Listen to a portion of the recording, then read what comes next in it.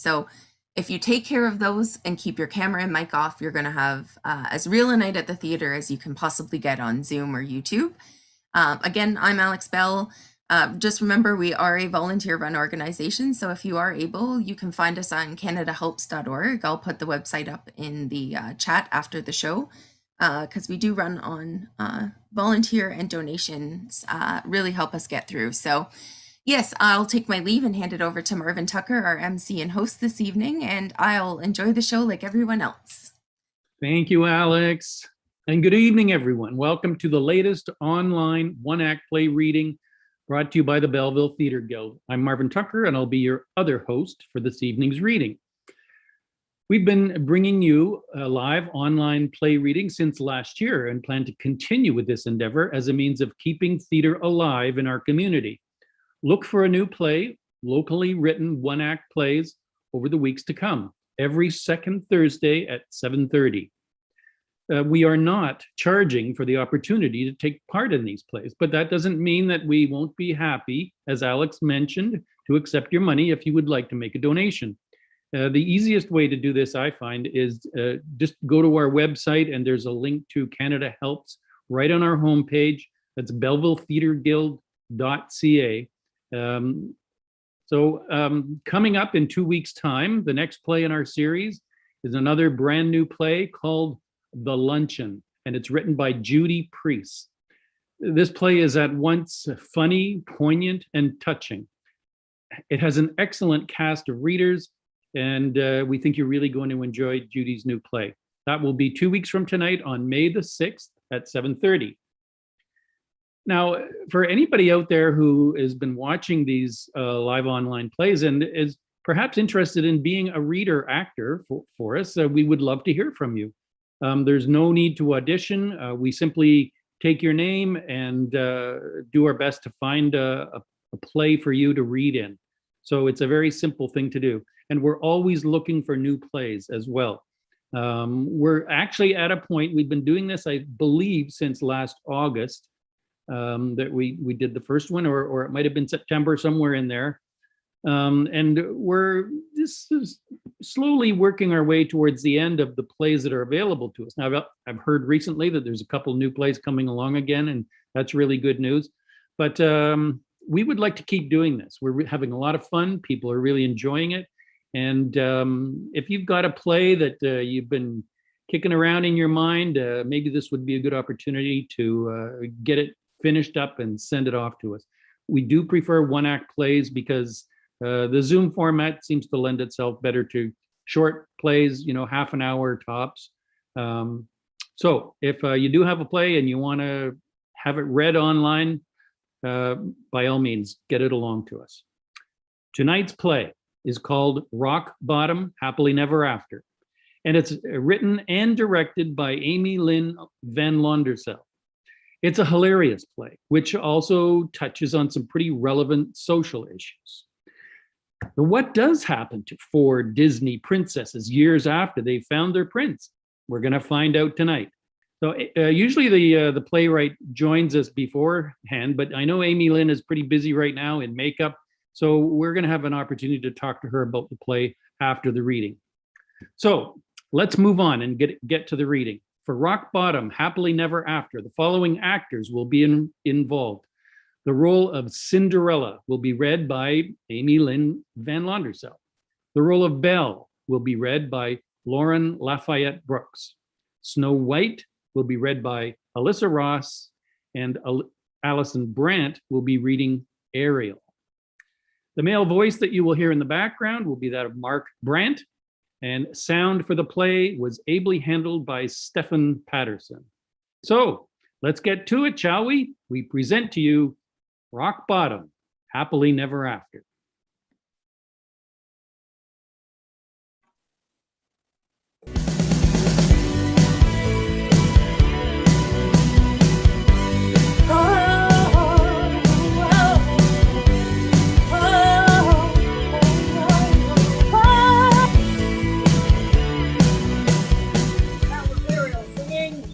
Love a bad name.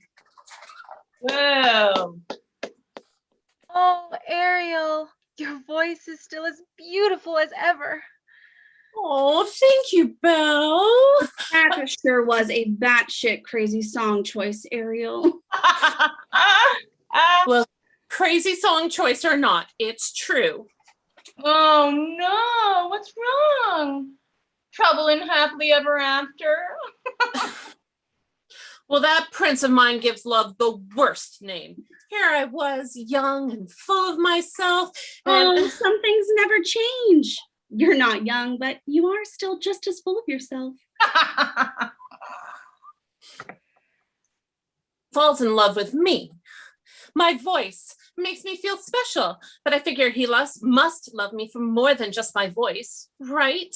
I mean, I must have other qualities that a man would like. But then he almost marries somebody else because she has my actual voice? Like, I can't believe I trusted Ursula to help me. What a fucking witch. You definitely have a problem like trusting people you obviously shouldn't. She was a witch. What did you expect? Did you think she'd just keep her word and assist you in living a happily ever after? Okay, yes. I basically trust anyone with a promise to make me happy. Well, as it turns out, me having a good voice wasn't all that mattered because now that I've, well, matured, he isn't interested in me, even a little. Well, you were 16 when you got married. He couldn't possibly expect you to look the same the rest of your life, could he? Well, obviously, he did think that because my voice is as beautiful as ever, as my only true friend, Belle, pointed out. But I mean, shit. I left my entire family behind. I became a human being for him. And that doesn't matter now that I've had some babies to breastfeed and my once perky boobs that could be held up by beautiful seashells are now just low-hanging fruit. Wish I could be part of your world. Shit. Talk about bad life choices. I can't believe you left your family for a man. I mean, you legitimately had a good family. You just threw them all away for your sorry excuse for a prince. Hey, bobbity bitch, you also left your family for a man. I know, but my family was terrible. I was a persecuted heroine who rose above her social station through marriage. That's what I did. Yeah. Okay, you tell yourself whatever you need to. You're just trying to justify the fact that you married a man who spends all of his time going from party to party, trolling after people with gorgeous shoes. Who gives a shit? I mean, I'm wealthy and I'm free from my wicked stepmother and my bitch stepsisters.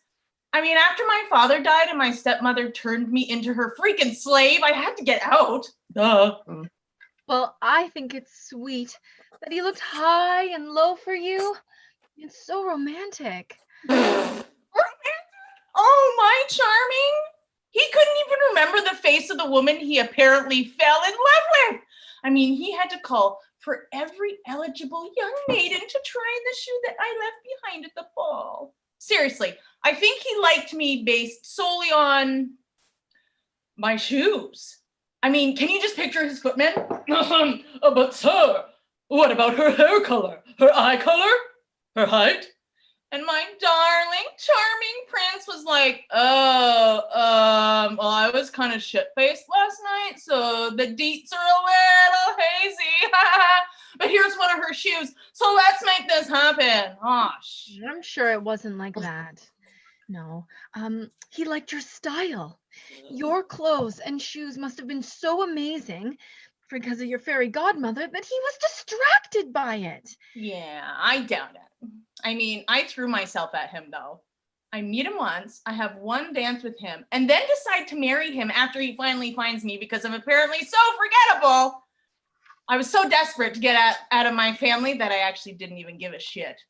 I mean, I was 19. That's practically elderly, according to these perfect, ageless princes of ours. And it was either him or rot with my evil stepfamily, so. Well, how are things with the beast? And does he still insist that you call him that? Things are great. So great. I mean, I love him so much. He's wonderful to me. He just bought me a whole bunch of new books. He even lets me read them. Well, if I haven't done anything to upset him. But he gets angry a lot less than he used to. And, I think I'm getting better at doing less things that upset him, like expressing my own ideas or opinions, or talking without being asked. Things like that. Excuse me? I totally understand hating unannounced visitors, but isn't kidnapping someone because of it a little drastic? He needs to get over himself. No, it really wasn't kidnapping. No. He just locked me up because he was afraid that I would go and tell people about him, and then they would come to the castle and try to kill him. Oh, no. There is never an excuse for someone to lock someone else up and treat them like an animal. I mean, he is an actual monster. How do you know if you really love him? I mean, he held you captive and still does. He basically treats you like you're his pet that he can control and lock up, and you what? Find that charming, girl? That's messed up. Yeah, hey, did you look into that Stockholm syndrome that I was telling you about? Oh, he really isn't holding me captive. I mean, he did at first, but now it's different. He cares about me. Sometimes he locks me in my bedroom just to keep me safe. From what? I love him. I do. He's wonderful. He's just passionate, and sometimes it looks like he's upset, but he's just excited. He's strong, and I think We have Belle lined up now to sing Love Hurts.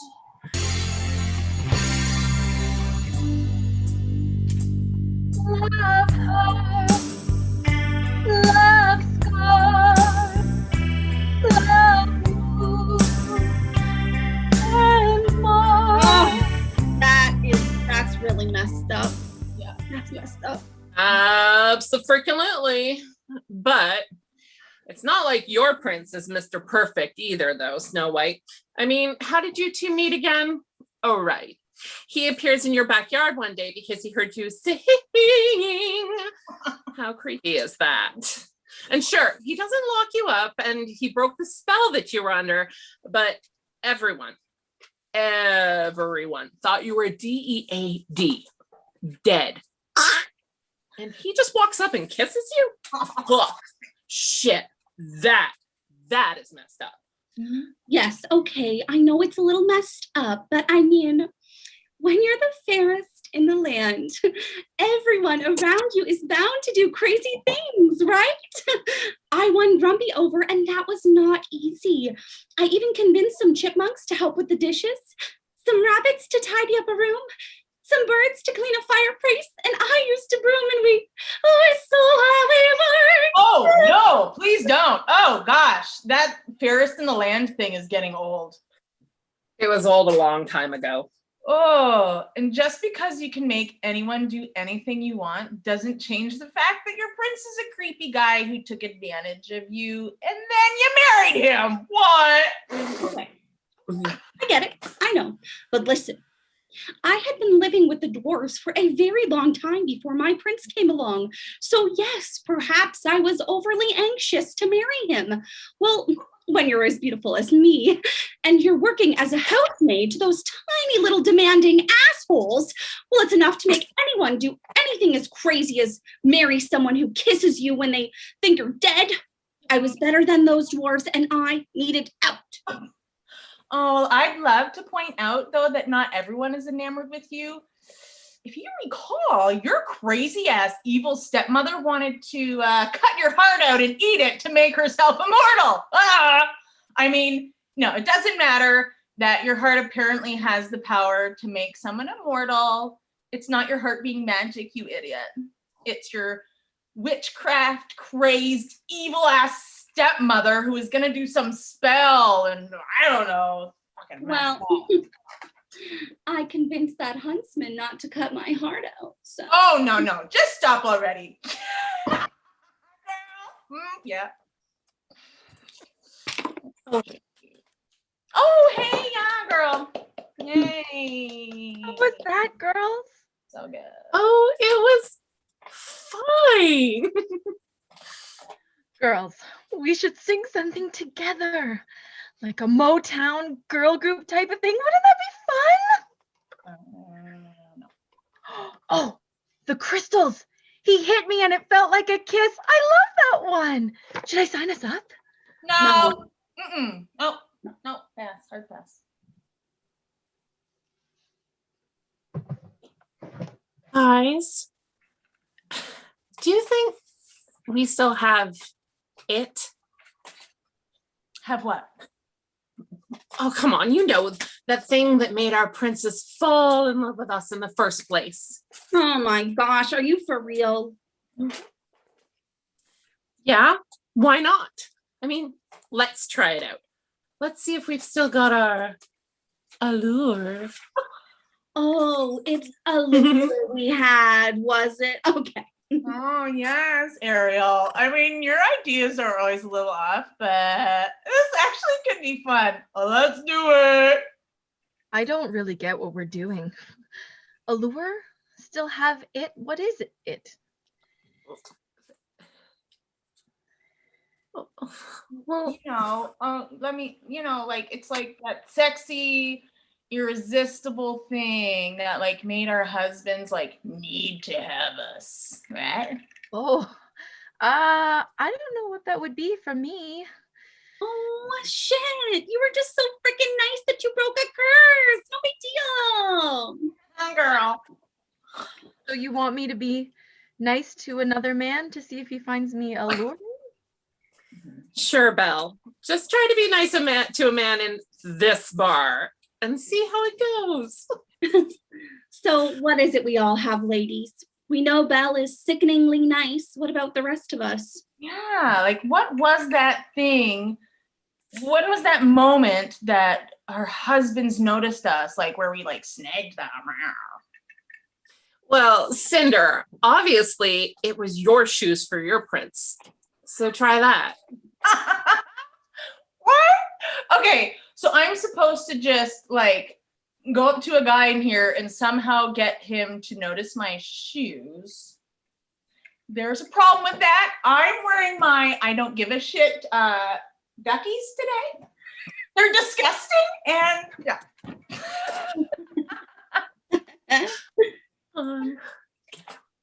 Okay, fine. I'll do it. I'll go flirt with some guy in here and get him to fall in love with me. Then what? Well, obviously you have to leave a shoe behind and see if he comes to find you to give it back. Gosh, no. Do it. Do it. Do it. Okay, fine. I'll do it. All right, who's going to be my victim? Well, look at that guy. Isn't he neat? The guy with the unibrow. Oh, no. The guy next to him. The one with the t-shirt that says, save a horse, ride a cowboy. Yeah. Okay. Let's do this thing. I'm out. Giddy up. All right. So what about the rest of us? What's our thing? Well, obviously you need to get drunk enough so that you pass out. And we'll see if any of these gentlemen try to kiss you. You're a bitch. Well, okay. How about you just pretend to pass out and we'll see if you get any takers. Sure. Just tell me if I miss anything. What about you, Ariel? You're gonna sing, right?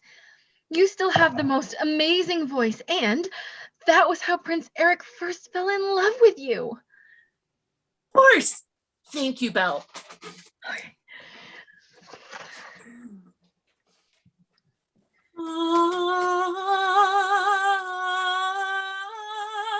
Would you shut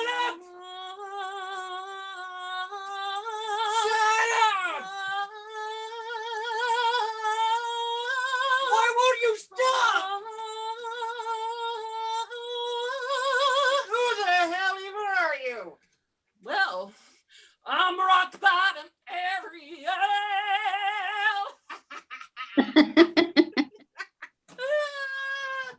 Whoa, girl. I see you still got it, Ariel. Woo!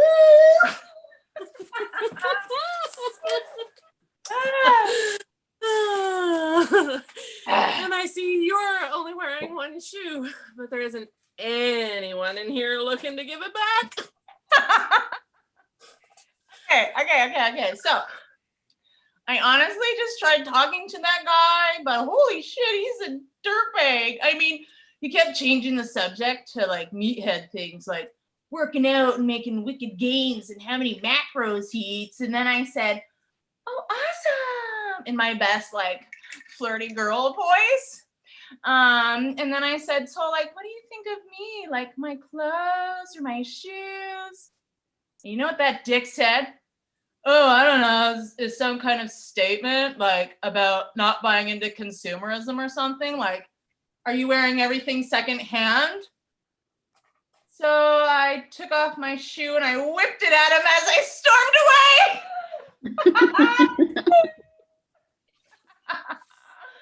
Oh, I think we're well past our prime, ladies. Oh, I don't know. Maybe. What even is this prime? Who determines it? Who gets to say we're past it? Why aren't we just like fine wines that are aging? I don't know about you girls, but I'm sick of letting other people, stepmothers, princes, dwarves, determine our value. Yeah. Yeah. Ladies, when was the last time that you felt special or loved? Because here's the thing. We should feel special and loved and adored, shouldn't we? Yeah. I mean, I know real life is hard and real love is hard, but it doesn't mean that we don't get to have both life and love. Yeah. So what do we want? Life and love. Life and love. And when do we want it? Now. Yesterday. So how do we get it? Do we leave our husbands? Maybe. Maybe not. Wait, what are you going on about? We've hit rock bottom, ladies. Our happily ever afters are, well, garbage. And we can't just sit around complaining and never try to make things better, can we? Because you know what?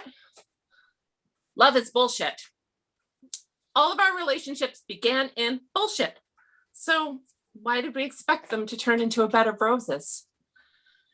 It wasn't fertilizer. It was straight up bullshit. Come on, ladies. We're smart, ambitious. We know how to get what we want. And we thought we wanted some happily ever after. Well, that doesn't exist, does it? There was no happily ever after clause that got enlisted the moment that we said I do and got married. Our bodies have changed, but our spirits haven't, have they? I mean, what happened to our fight? Belle, baby. You're in love with an abusive beast who holds you captive. Snow White, you're so messed up from your prince kissing you when everyone else thought that you were dead that you'll throw a punch at anyone that looks at you even slightly off. Zing. Ugh.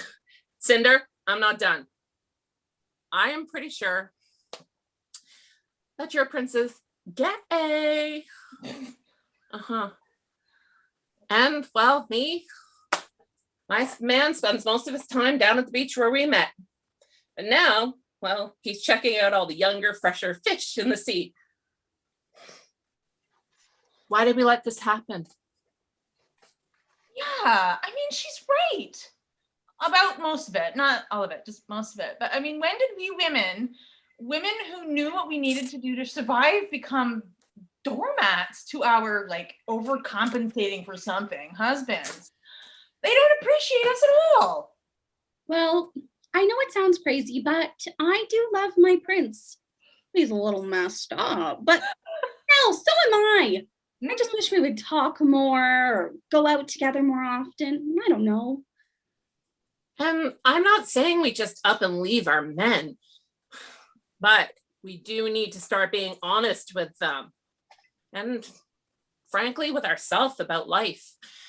We're not looking for the perfect man. After all, we know that's an impossible dream. We're just, I don't know. We're just looking for princes who see us for the strong, confident, and fairly fucked up women that we all are. Right? Yeah.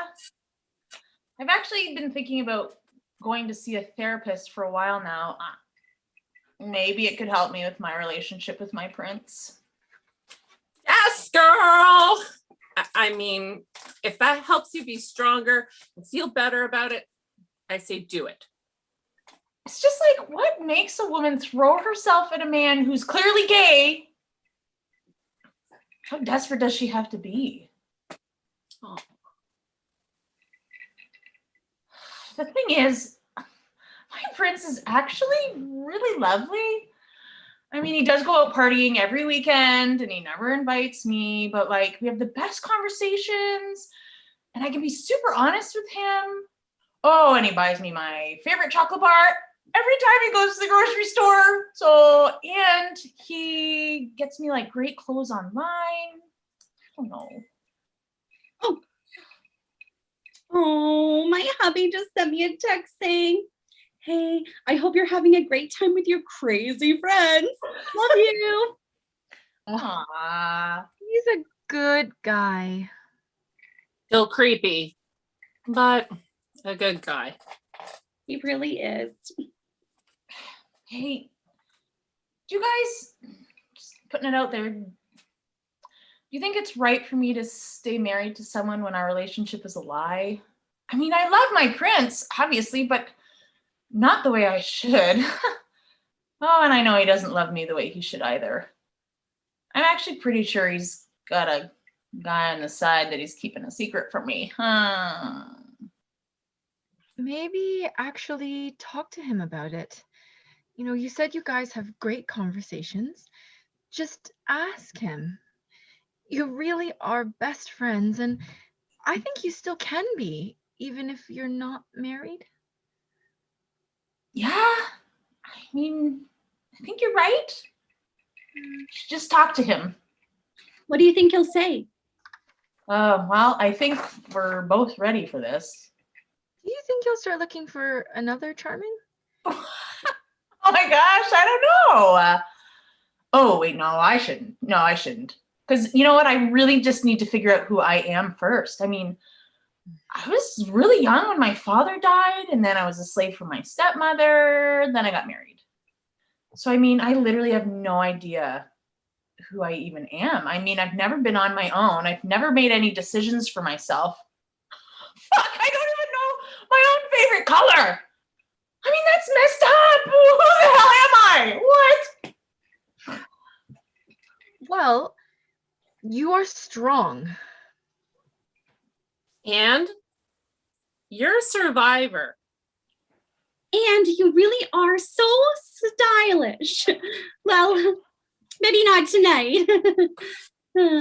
But there are a lot of things that make you just a remarkable person. Does anyone else feel like they woke up one morning and realized they weren't who they wanted to be? Like nowhere close to where they wanted to be?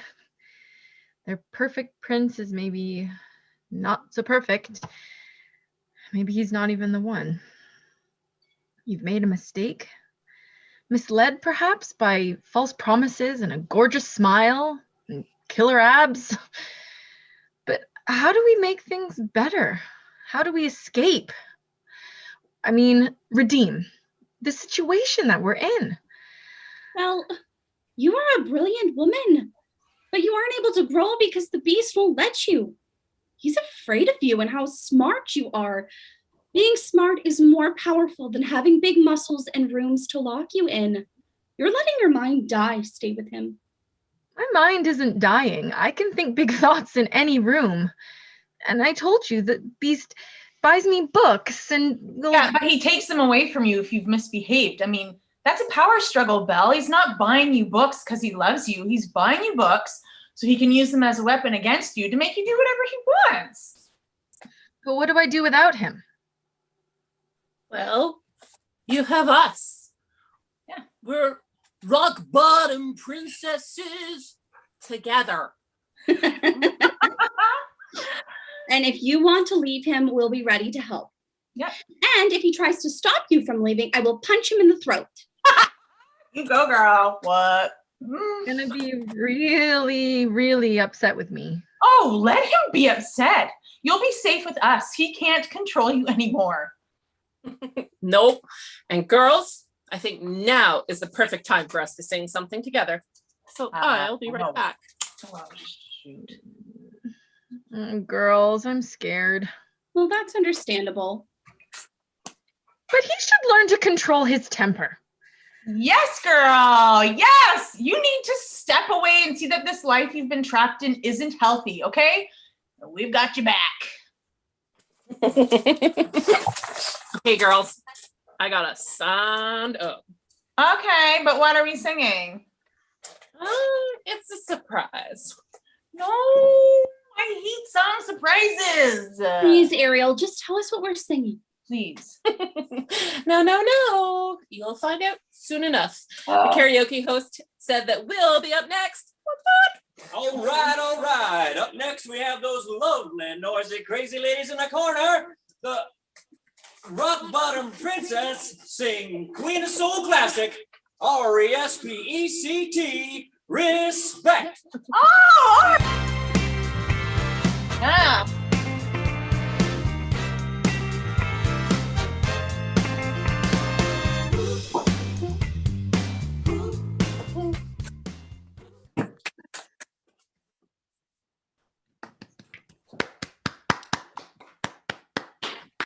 Bravo. Wonderful, ladies. Was great. Bravo. I lost my drink.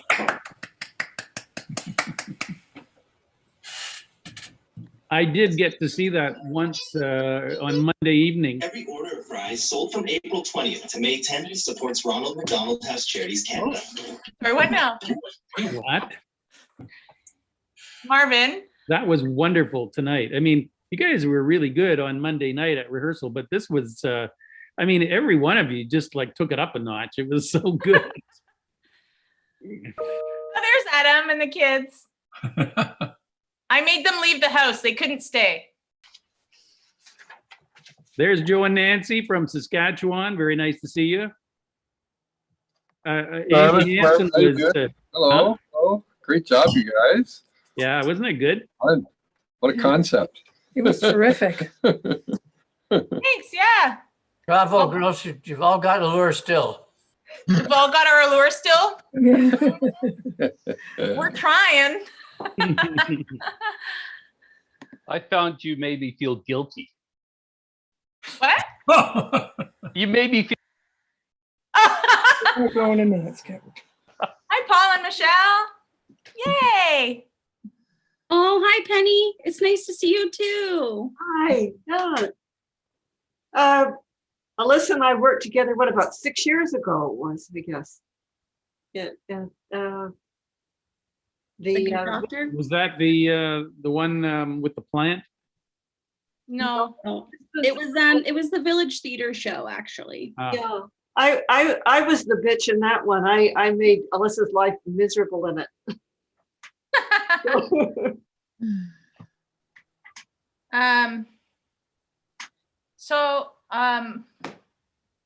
I can talk for a minute about the show and where the idea came from. Okay. So my sister Mary has ideas. Like, I've never met anyone who has idea upon idea. It's constant with her.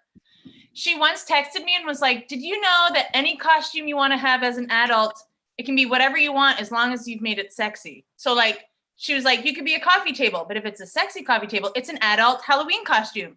And like, she went on this big rant about adult Halloween costumes.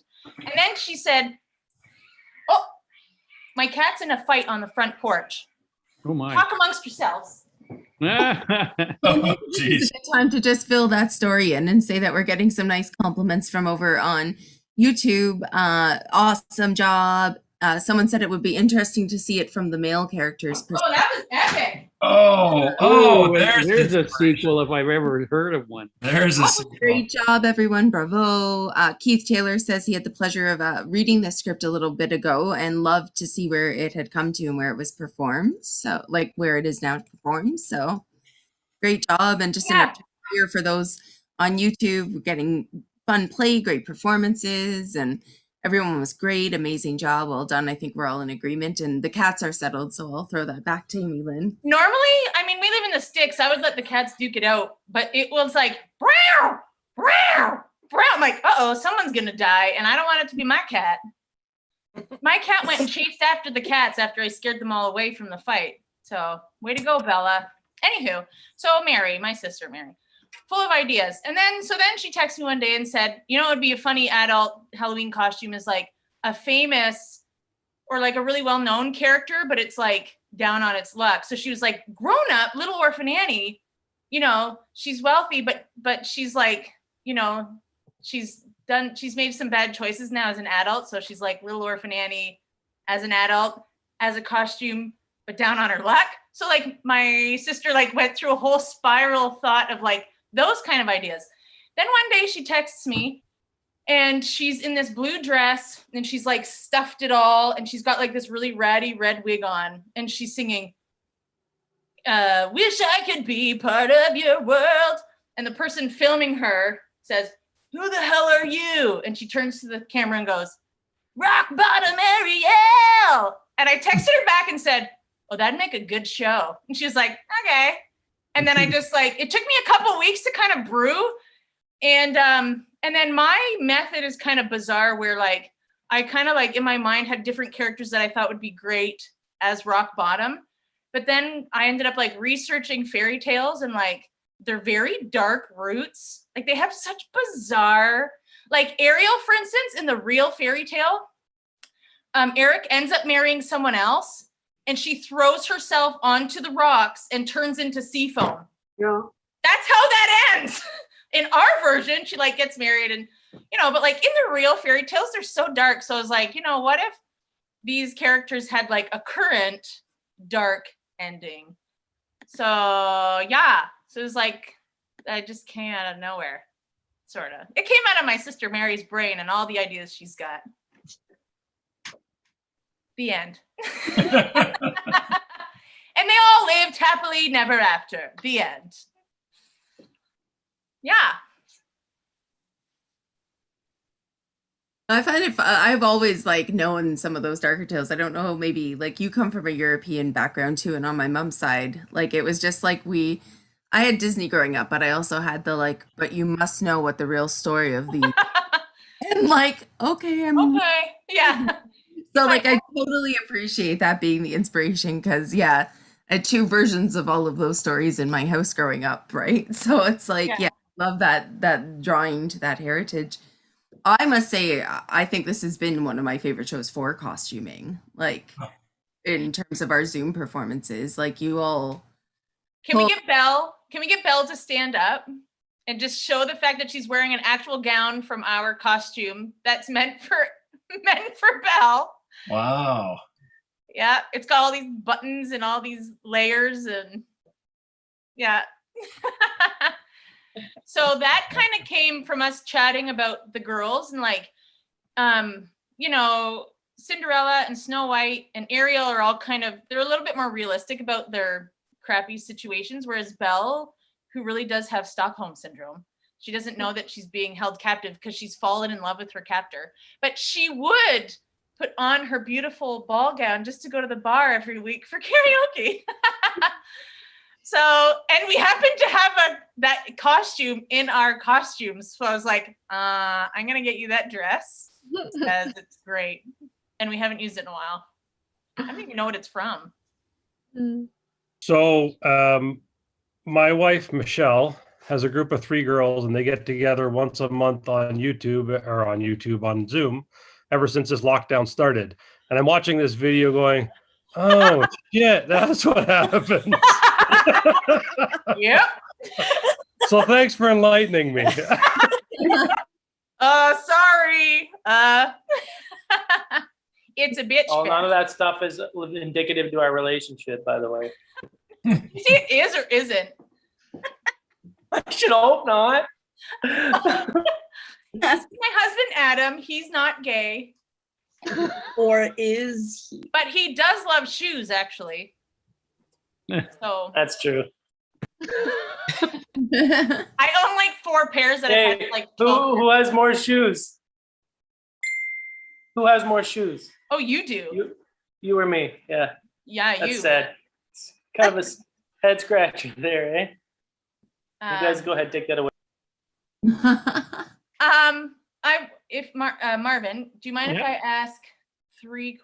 Well, I want to say one thing. One is Mark, Allison's husband. This was his Belleville Theater Guild premiere. Whoa. There he is. Hi, everybody. Well done, Mark. Thank you, Mark. So Mark was the karaoke host and the drunk guy telling Ariel to shut up. And he also That was a dream. And he was the cell phone signal, which is a xylophone, a child's xylophone.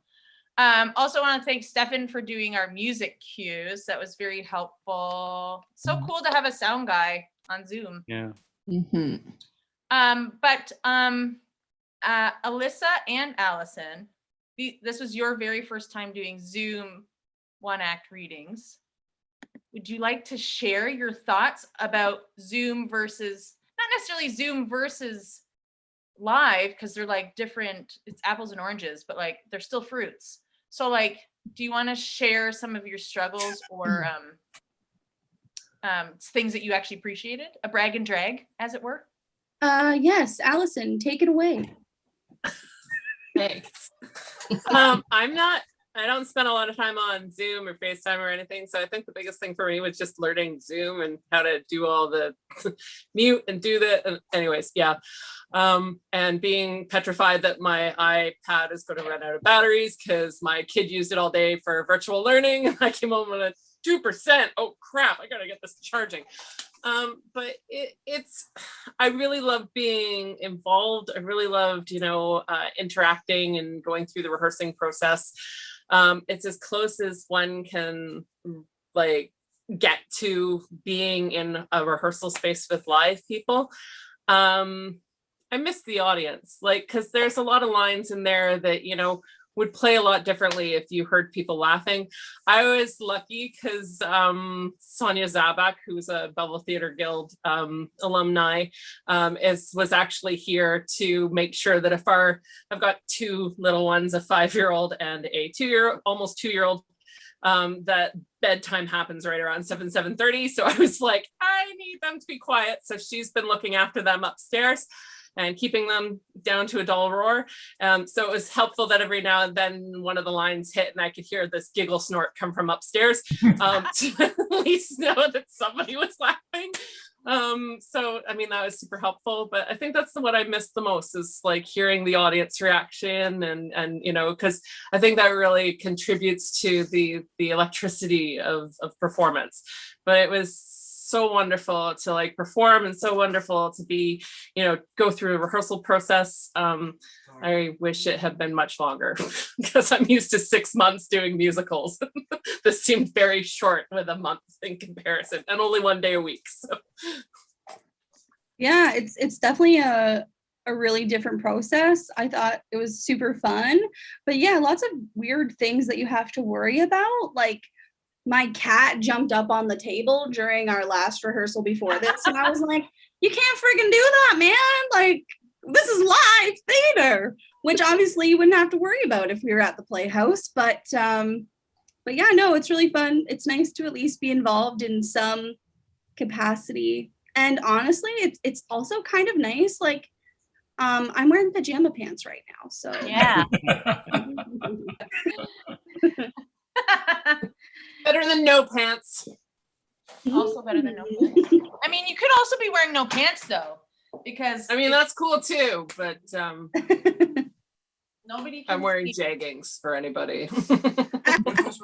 I know some other folks have bragged the fact too that they don't have to memorize the script, right? So for folks watching this is it's still a reading, right? So typically on stage we have it all memorized. We train ourselves like little robots. Every night you pick up the cup the exact same way and turn and say your line the exact same way. But with these Zooms, we've been doing them as readings, and I know that's brought a few people out of the woodwork who maybe wouldn't have done such a big part, perhaps, to take on and memorize if we did it traditionally. So that's another thing for people maybe considering getting involved and thinking, but I could never memorize all those lines.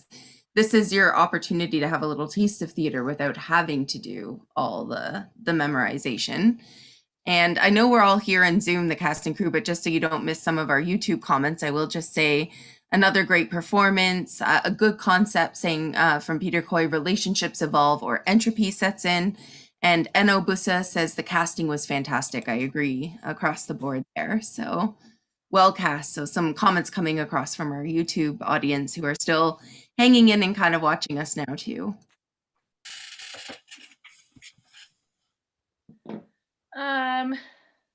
One of my first reactions to being in a virtual show was just that if I see myself, like we often record rehearsals of musicals, we'll record is what I just said by accident. We'll record the dances and this and that, and I'll often watch them back, and there's something about my physicality, like how I move, that I'm always like, oh, my body moves like it's not a human being. Like it's like my body forgets how to be normal. And so my first experience with the Zoom reading, I really liked it because I didn't have to worry about anything but my face and like maybe a hand holding a drink. The other show I was in, I got to drink as well. So this is a trend for me now. So if anyone has a show that involves drinking, ask me to be in it. But yeah, I appreciate being able to like do something where I don't have to worry about like if my feet look weird or like if I'm standing awkward. It's like I just get to do my face and my voice, and yeah, I like that. It's kind of refreshing. It's like just like an acting course on voice and face. Don't worry about your body, just your voice and your face. Lauren. Yeah. What's your favorite part of this show? And what I was gonna say, what was your least favorite part of your last show? That's mean. That was not what I meant to say. What was different from this show to the last show to this show? So Lauren was in a show with us in November. I mean, personally, I definitely felt a lot less intimidated by the format for sure. I really enjoyed being in both shows. This is sort of my first stuff with the Belleville Theatre Guild, and it's really nice to be doing some theater at this time, so it's pretty exciting. When Amy-Lyn texted me to ask if I wanted to be in a Disney princess play, I was like, that's pretty much my dream, so yes. So this one's pretty near and dear to my heart, I must say. It's a lot of fun. I think you said, is there singing? I was like, are we singing? Yeah. Just a little bit excited. And like the little touches, like we already talked about it, costuming, awesome. And like, I don't know if everybody caught little things like Alison combing her hair with the fork and Snow White looking in Dingle hopper. There were so many like wonderful little tidbits for the Disney nerds out there. So this one was pretty close to my heart. You brought the binder of the book of songs back. Karaoke. The book, right? Belle would, yeah, I loved all those little personally, I caught them, dingle hoppers and little. Yeah. And I mean, another nice thing, and this is like, I will say this for Mark because he won't say it for himself, is he's painfully stage shy, but he has got an actor's soul. Like to be around him, you just realize that he's just like this crazy, like, but put him in front of people and he's just like, I can't do this. So this is a great sort of way to get him involved in a show where I was like, you won't even know there's an audience. They won't even be there. He was like, well, okay, I guess I could do it because nobody will be technically watching him, even though everyone was watching him through the screen. So. I was still a little nervous. He was practicing more than I was this afternoon. Aw. Someone in the comments, Linda Rollins, said it would be fun to see a male version of this show. That would be funny. The men getting together and like, oh, you know, she used to have perky boobs and now they're just low-hanging fruit. Or whatever the men would bitch about. I don't know. But that would be funny. So Look at my books. What's that? Look at my books.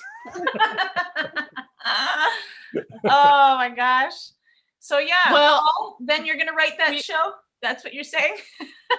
That's all I've got. We'll look forward to seeing that. Ron Burgundy. Yeah, Ron Burgundy. My many books bound in mahogany. I don't know. There was a consistency of lighting and backgrounds and camera angles that I thought were really excellent. It really helped to take us to the place, right? I really noticed that it was like all four of you were very similar position and on screen, and the lighting was similar. And I just found that really effective as from a production value. Like none of the other things got in the road like sometimes can happen, you know, if you're in a different setting. So I thought that was really, really well done. Thank you. Yeah, we're all a tiny bit OCD, so it worked out because we're like, how close are you? Where are you? What's your Yeah. No, that We was spent a lot of time. We spent a lot of time. I remember the last rehearsal, Allison came on and she's like, I can't get my light. It's like, girl, it's okay. She's like, it's either my camera or my light. We're like, and then you were like, that makeup light that everyone in the Bella Theater Guild has gone and bought from Costco. I was like, I have that. Let me go get that. And it's good. It's the Zoom theater light is what that is. Yeah, it was great. It worked well. Yeah, thank you. Marvin, you're the host, but I'm like accidentally. Do it, yeah. Well, I have a question for Amy-Lyn. Did you actually have to go back and rewatch the Disney films? Or are you still close enough to all of that you remembered the plots and the little details that you could pull up? Oh yeah, the plots were all in there. They you know, I've been watching them for forever.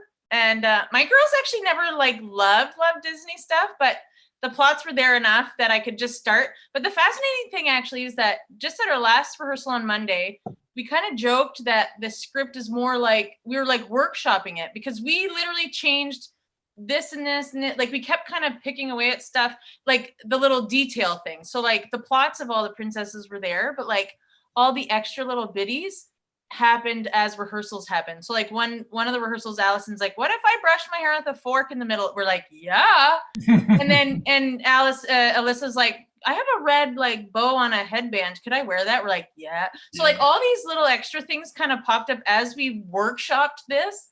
So that was kind of cool because like they all know the cartoons too. Like, so they had different things that popped up that I just was like, oh, I forgot about that. That's perfect. It's great. And that made it a lot of fun. And I got to thank you for my favorite line of the entire night was when Snow White referred to the Seven Dwarfs as those tiny little demanding assholes. I wasn't sure if that would be politically incorrect. It might be. It was funny. And one of my best friends as a teenager was an actual dwarf. He was the literal. I think I remember you talking about our kids like that. We also talk about our kids that way. Yes, it's true. Those tiny, demanding little assholes. I love you. Good night, sweetie. Oh, yeah. Yeah. If I may say something, the show was really fluid. It was excellent. The timing was just good. Good, thanks. Yeah. Yeah, there were gaps. I'd commented that it wasn't flowing on the last rehearsal. Tonight it just, excuse me. COVID. Tonight it just flowed beautifully. Yeah. Yeah, we had been working on kind of making things like really flow into each other because the point was that they're ladies who drink every week with each other at this karaoke bar and they chat and they bitch and they're all friends. So like real friends wouldn't sit around and wait for the other person to finish and be like, here's what I have to say. Like like real friends are like you're talking over top of each other. And so, yeah, when you saw it on Monday, Marvin, we were still kind of trying to work out why we couldn't seem to like run on to each other. And then I think we ran it once more after you heard it. Yeah.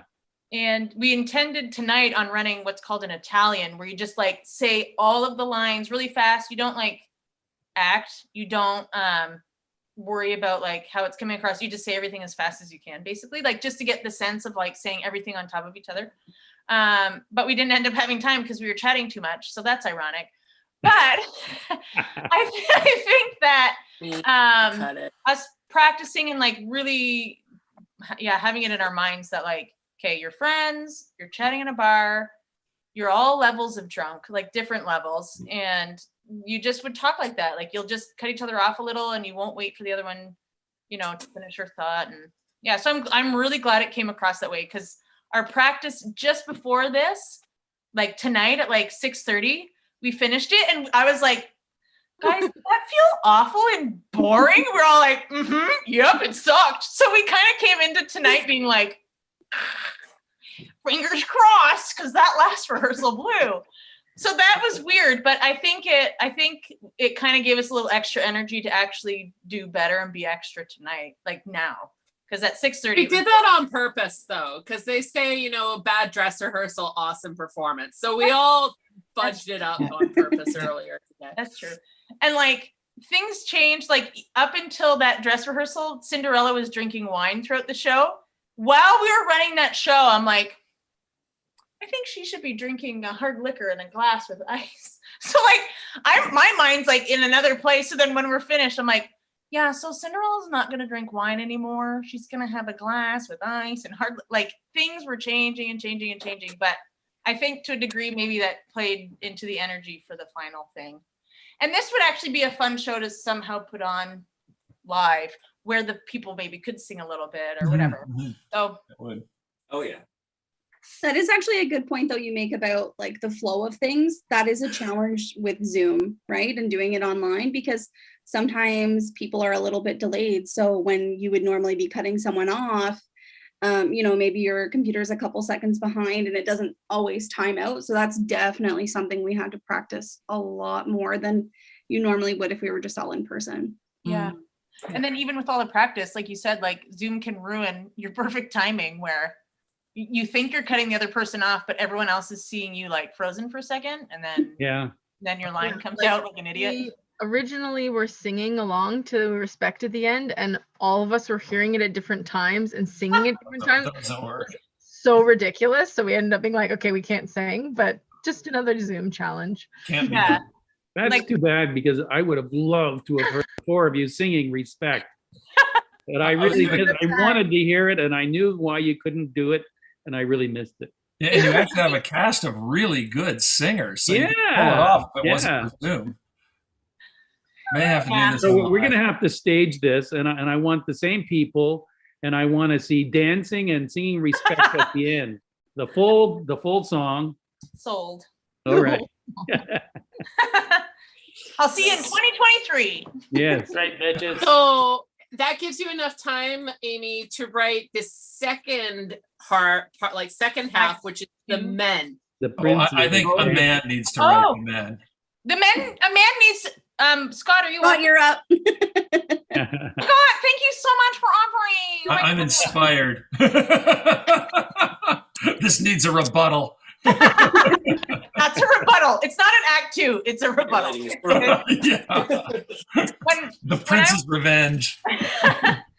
When I first wrote it, the ending gave me a lot of trouble.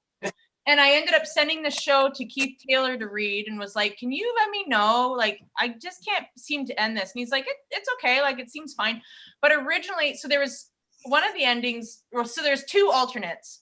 One was one of my sister's, Mary's idea, and one was just one I was thinking about. One was that Belle, while we were in the bar, Belle like gets a text from the Beast, and she's like, oh, he knows I've left. And like, so there's like all this drama about like her going home and knowing that like things are not going to be good, because he found out she escaped from her room and went out to karaoke with her friends that he hates and blah, blah, blah. So that was one ending, and I sent that to Mary, and she was like, "Well, that went dark." I'm like, "Okay, never mind then. We'll try something else." so then one of Mary's ideas was that the girls are sitting there and they're about to go and sing their last song and probably leave, but then 3 other princesses come in who were like the Real Housewives of Disney, and they're like not letting up on their pretension about their print, and so they come in like all decked out and like, they're really like still very sophisticated. They're as unhappy as us ladies, but they are still pretending to be very much like the Disney princesses, but grown up. And like, so that could be a potential act 2 with a whole new set of characters doing like the denial version of their happily ever after. I think you picked the best ending. I think that was a great way to end it. That was perfect. Yeah. Oh, thanks. Even when I sent it to Marvin, I said, I don't really like the ending, but here's a show if you need one. He was like, oh, it's good. Like, okay. All right. Fine. If you must. Someone texted me and said, I want to know if Snow White was drinking an apple martini. I'm watching on YouTube, and so our TV can't ask. Well, let me tell you. That's a story. This is a story. Technically, it was supposed to be an apple martini. However, I didn't have anything that was green, so I was kind of panicking, and I was about to drink just a glass of pickle juice because it was the only thing I had in my house, and I had nothing. And then Lauren is a genius, and she was like, "Yo, girl, you got a green tea." So we got the green tea. It was really bitter, and it did not taste good. But I'm glad it translated well, and that I didn't have to drink any pickle juice. Good. Yeah, Alyssa's been in quarantine because she does respite for kids with special needs, and one of them was diagnosed with COVID, and so she's literally just been stuck at home, and she's like, I don't have green food coloring, I don't have green anything, I'm thinking about pickle juice. And I was actually out of quarantine today, and then I had a migraine, and I was like, for Frank's sakes, like, we're never gonna get anything green. So we worked as a team and we figured it out. I'm glad the green tea translated well, though. Yeah, it looks so good. Dara sells like special tea too, so like that's right up her alley. She said that's amazing. That's funny. Yep, theater is a quarter creativity, a quarter rehearsal, a quarter invention, and a quarter pure luck. And you just hope it all fucking works out. Sometimes it does, and sometimes it doesn't. Like Marvin, wasn't it you whose head went through the wall in that one show you were in? No. I think it was Al. That was Al Zabak. Oh yeah. Yeah. There was like a big hole in like the side of the stage on stage right. That big hole was from a head. Yeah. Because someone ran out. Oh, right. I know that hole. I didn't realize How that. did I not know that happened? And that's a head. Totally thought that was an asshole. I assume. Nope, that was a head. Because my first show here, my first show at the theater, I asked someone, I was like, why is there this big hole in this wall? And they said, oh, the last show that was on, some character had to run out kind of like with his head down. And he just ran straight through the exit and rammed his head into the wall. I was like, what? Wow, that had to hurt. That's commitment. Well, the wall gave, so I think Al was all right. Now, if that had been a solid concrete block wall in behind the drywall, we might have been in trouble. See, that would have been a brain injury. Yeah. For sure.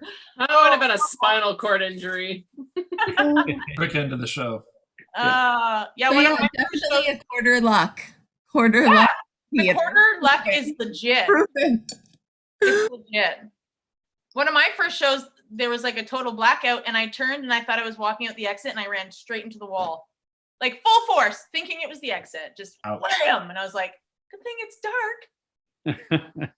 Well, I ran Steve Forrester into a wall in The Drowsy Chaperone. I was pushing him off stage on a cart while singing, and I wasn't looking. I was just looking at the audience, and I just went full on into the side of the exit with Steve on the cart. Poor Steve. That's okay. I'm sure Moira thanked you. But that was after I spit in his face, so Yeah. Yeah, I was gonna say, wasn't that the show you also spit in his face? sure was. Several Yeah. times. Oh my gosh. Every night. You guys had to practice that spit take quite a few times to get, Yeah. you know, there was I a lot. don't think that's a COVID appropriate show. Ooh. What's that scene?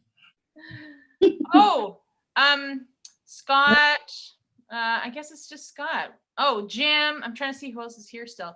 Today I was working at No Frills, and they play the worst music.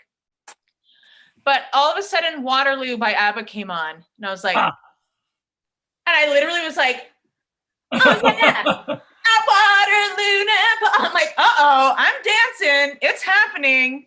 It made me a little sad, and I missed everybody. And I texted Alyssa, and she's like, I don't even know if I remember that dance. I don't remember any of the choreography, so No, I'm so sorry. Just gonna say, Amy-Lyn, I'm really glad if you remember the choreography.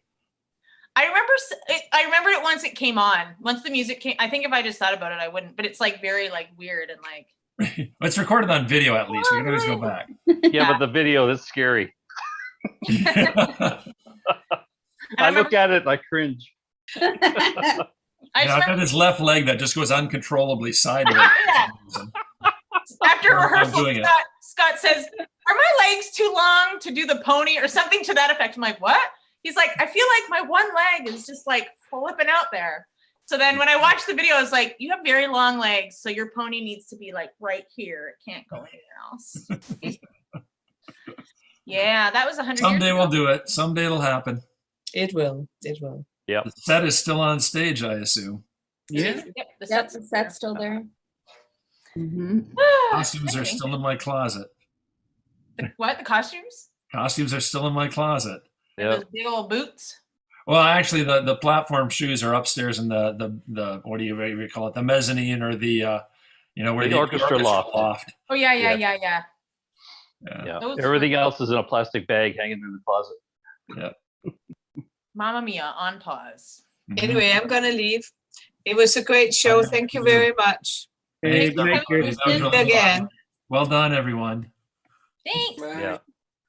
Well, this is probably a good time to say good night. Yeah, or we have quite a few still hanging in there on YouTube, and I'll just say Susan Ross or Suzanne, I'm not sure which one. She goes, awesome job, love you, Alyssa. So I'm guessing That's my auntie. Aww. that's really sweet there. And yes, So, it's a great job. Alex, can you do you know how many people tuned in? Like, can you see how many people saw it on YouTube and how many saw it here? Right before I kind of jumped back, I think we were over 40 or around 40 on YouTube and about the same in the performance. So all told, I think. Wow, that's great. Cool. I kind of say this as a standard, but it's true. If you have seen some of the shows at the Belleville Theatre Guild in the middle of February, there have been nights we performed live to smaller crowds. Yes. I mean, that is true. So, that's it. So as we're still a few of us here on Zoom, why don't we all just say goodbye to our YouTube? I'll stop the live stream.